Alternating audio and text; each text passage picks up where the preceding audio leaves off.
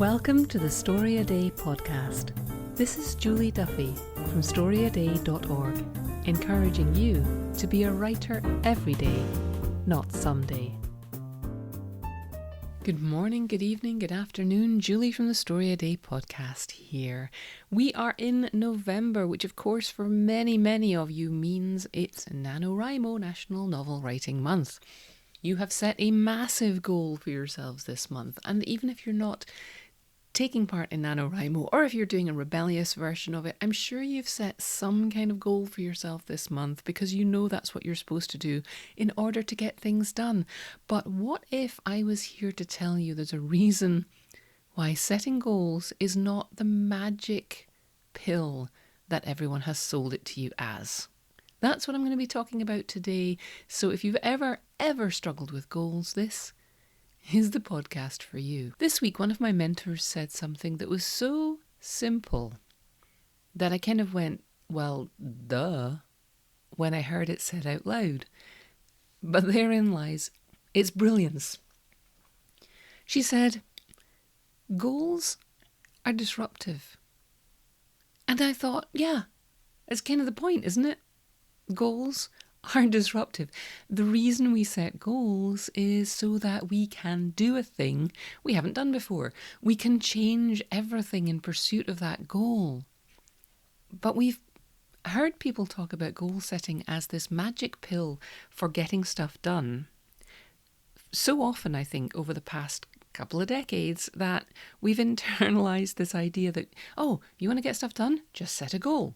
As if there's like no in between setting the goal and getting it done. You're just magically, everything's going to rearrange itself around the goal.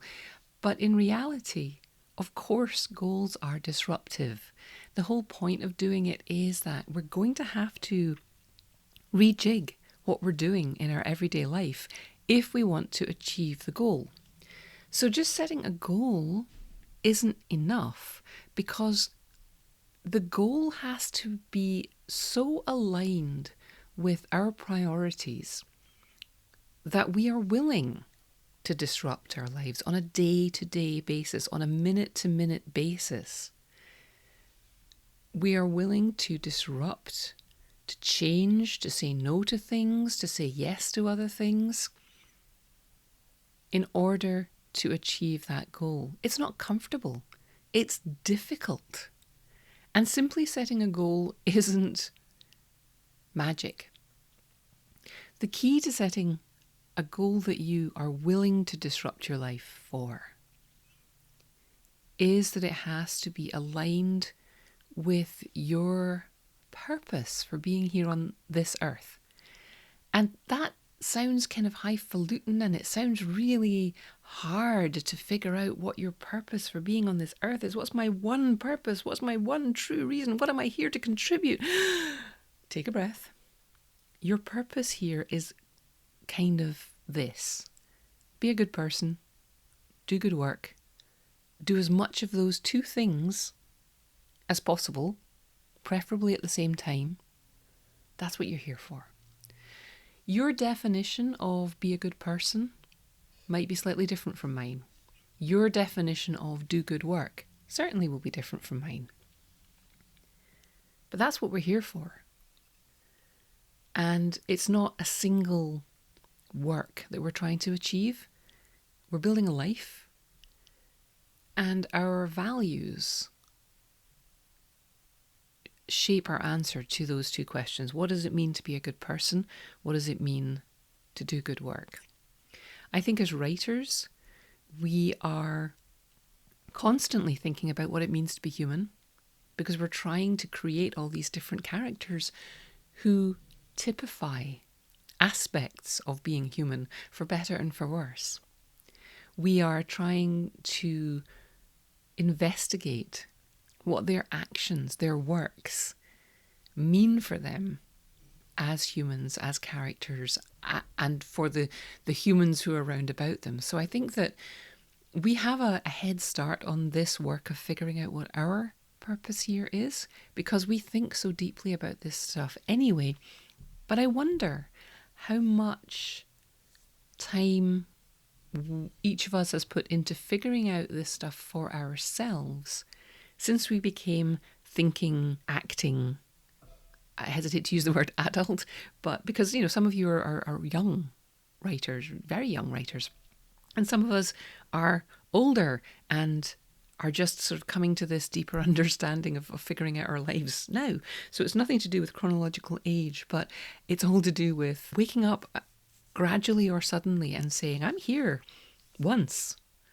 What am I doing here? And as we do that work, I think obviously we've been shaped by influences in our pasts. It's right and proper that our parents raised us with certain values. Hopefully they were good ones. Not always. It doesn't always happen that way. But, when you're a child, your parents tell you explicitly or by their actions what's acceptable, what's good in this family. And that shapes what we believe being a good person and doing good work is. Wider society very quickly gets its claws into us and gives us all kinds of ideas about what it means to be a good person and to do good work. I don't think that very many of you listening to this probably think that what my shipbuilding grandfather saw as the definition of good work would be good work in your mind.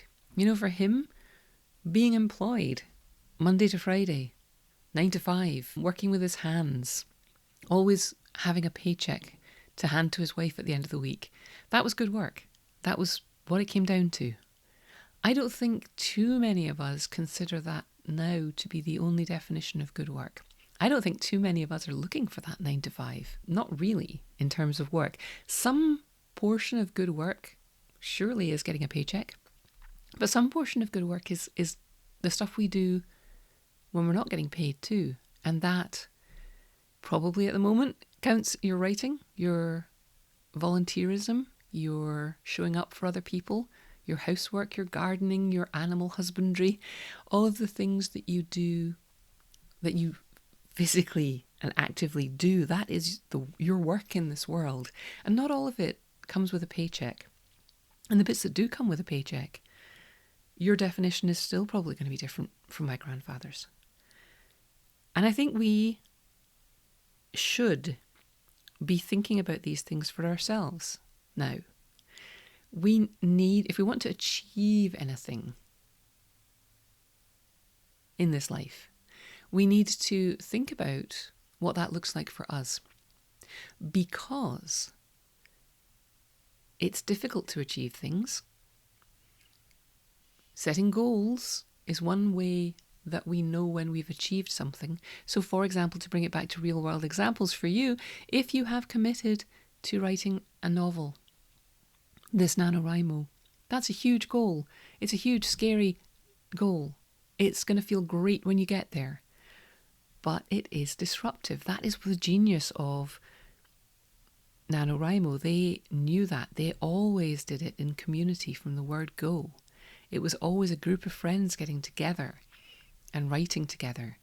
And then that became an online friendship, and that became the municipal liaisons, and that became write-ins. And because they knew that writing a novel was a disruptive act. Setting the goal of writing a novel, you had to disrupt your life in order to get it done. You can't just start November saying, I'm going to write a NaNoWriMo novel. You can't start May saying, I'm going to write a story a day and expect that nothing in your life is going to change. Now, the other behavioural scientist that I follow, the wise words at the beginning of the podcast came from Dr. Julie Helmrich, who you can find at juliehelmrich.com. She is a psychologist who talks about a lot of this kind of life, living on purpose kind of work and how to do that. The other person that you've heard me talk about before is Dr. BJ Fogg, whose Tiny Habits book I really like. He sent out an email a couple of weeks ago talking about the fact that although he's got this great sort of prescription for how to build habits, which is all to do with making it easy, making sure that it's a tiny habit that you start with, making sure that there's a trigger, making sure that your ability to do it is there. That's why you make it a small habit at first. And, he's got this whole prescription for how you do it and how you celebrate at the end. He sent out an email in a couple of weeks ago that said, there's another part to this. Trying to form habits, no matter how easy they are, no matter how motivated you are to do them, no matter what your ability to do it is, you could be completely capable of doing a thing. He said, if you don't have a slot in your routine for it, i.e., if it's disruptive, it's not going to happen. And I just realized that these two things came together in my life in the last 2 weeks. Two people that I respect a lot saying, disruption makes things difficult. It can be planned for. And what Julie Helmrich said was that the way to handle and the way to make the goals stick, because goals are difficult, because they're disruptive, and it's not this magic solution. The way to make it stick is to make sure that it's on purpose for you. Make sure that it is aligned with your core values. So I was talking just now about how a lot of these values are given to us by other people, by your parents, by society as a whole. We get to re-examine that stuff as we become autonomous human beings. And you get to jettison some of it. I don't think that having a 9-to-5 job is the only definition of good work. I don't think that doing lots of volunteer work bitterly and hoping that people appreciate you and resenting it is good work. I think saying no to things and letting other people take on volunteer opportunities that I really don't want to do, and letting other people who do want to do them is good work.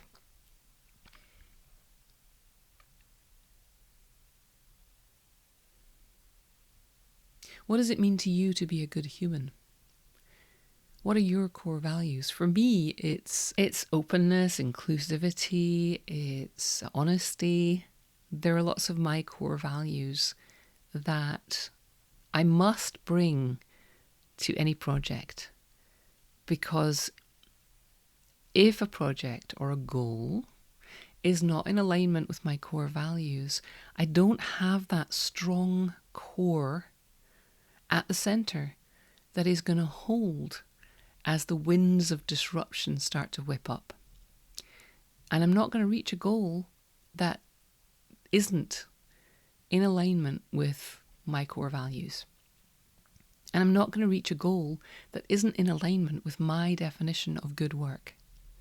And that means that sometimes I'll get excited and I'll set goals and I have to let them go, because it's not actually worth the disruption to pursue that anymore.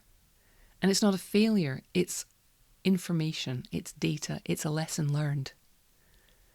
I really wanted to take part in NaNoWriMo this year because it's fun and it's really great to get that kind of writing under your belt and to be part of the community, and it's a great thing. For me this year, there's other stuff happening that needs to take priority, because that other stuff is more aligned with my conception of what it means for me to be a good human and do good work. And that is so freeing. It's not like I'm saying to myself, oh, you can't set any goals and you never achieve anything, and oh my goodness, all these other people are doing this and you're failing. I'm saying, you know what, for now, that's not a worthwhile disruption of my routine and my life, because I've got these other things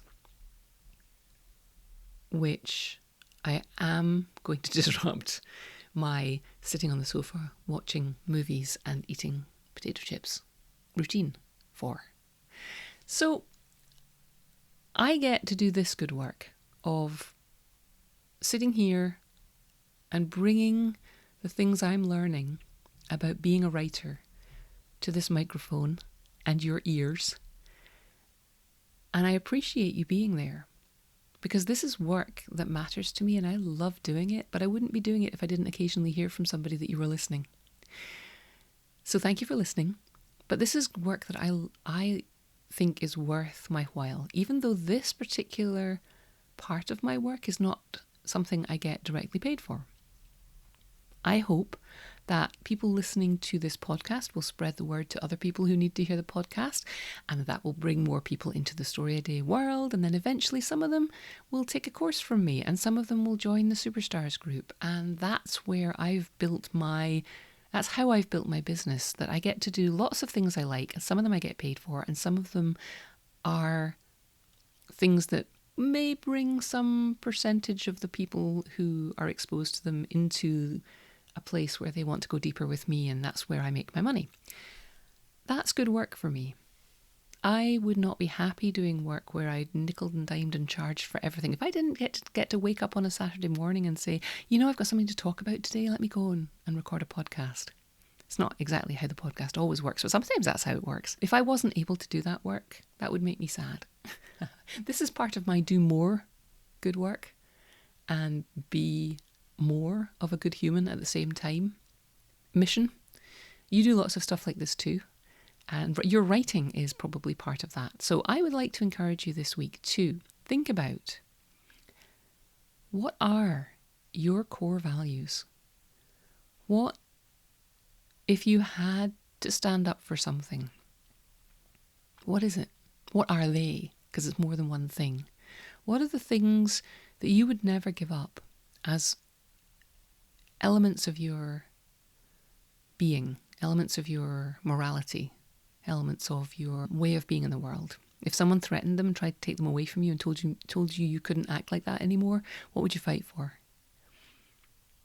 And some of those things won't be the things that your parents taught you. And some of them will. And some of them might be in direct opposition to things you were taught as a child, but you've lived and learned and made your own decisions now. These are the things you probably get fired up about when you're writing. These are probably the things you're writing about when you're doing your best writing.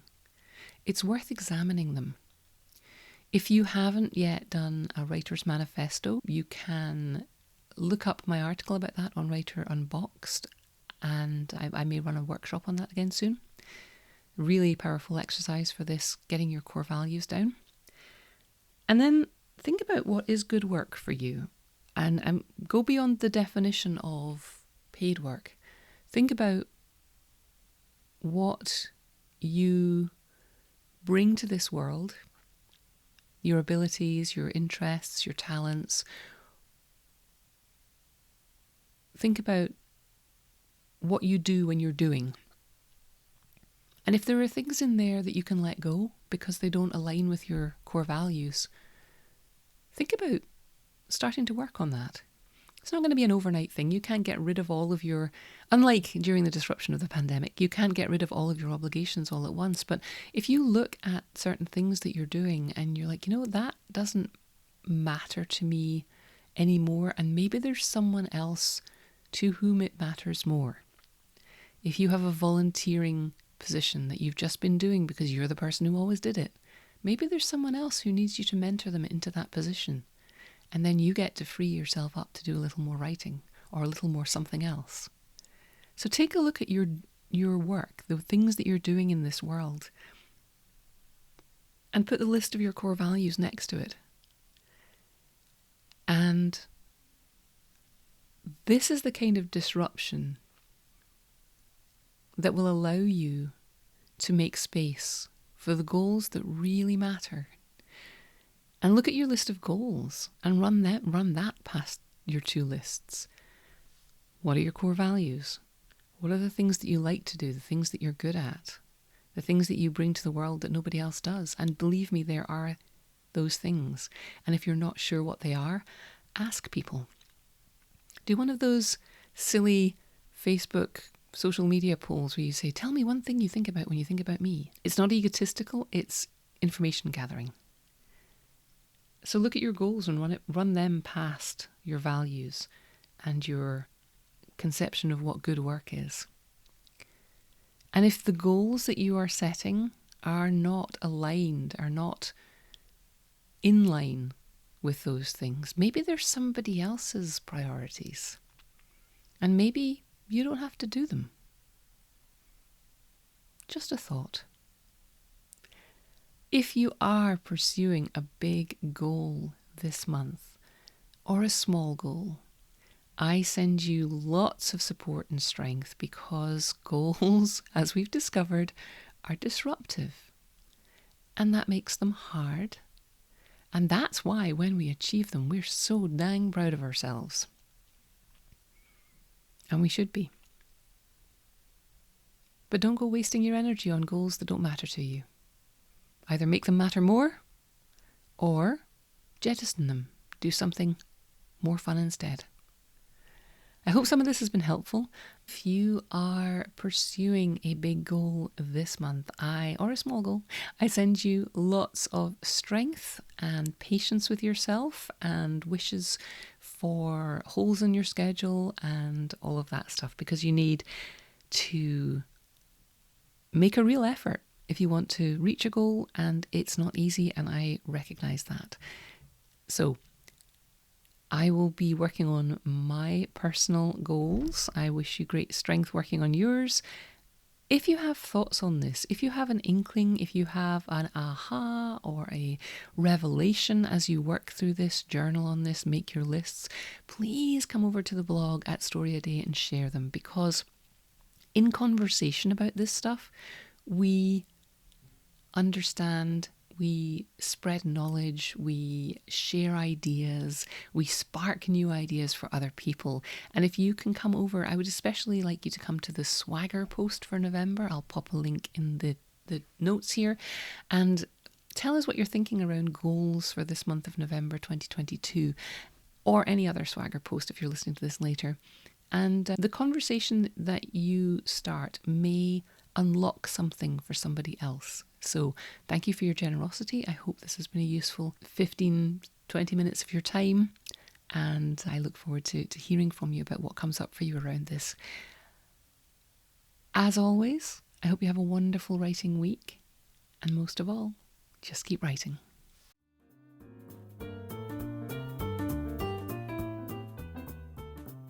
Thanks for listening. Why not come over to the blog at StADa269.org and check out this week's writing prompts and articles.